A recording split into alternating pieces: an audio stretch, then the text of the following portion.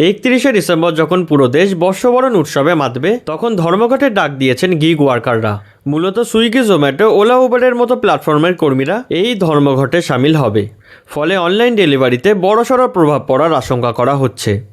বছরের শেষে উৎসবের আমেজে বহু সংখ্যক মানুষ অনলাইন খাবারের উপর ভরসা করে থাকে। আর ঠিক সেই সময় ধর্মঘট ডাকার ফলে দুশ্চিন্তায় পড়েছেন সাধারণ মানুষ থেকে শুরু করে কোম্পানিগুলি। মূলত দীর্ঘদিন ধরে খারাপ কাজের পরিবেশ, অনিশ্চিত উপার্জন এবং ন্যায্য পারিশ্রমিক না পাওয়ার মতো বহু সমস্যায় ভুগছেন তারা। সেই সঙ্গে সামাজিক সুরক্ষা ও সম্মানের অভাবের অভিযোগও তুলছে তারা। এছাড়া দ্রুত ডেলিভারির জন্য 10 মিনিটের মডেলও বাতিলের দাবি করা হয়েছে।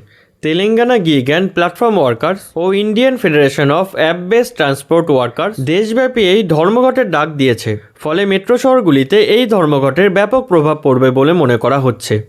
আপনি কি তাদের দাবিগুলির সাথে সহমত পোষণ করেন? কমেন্টে জানান আমাকে।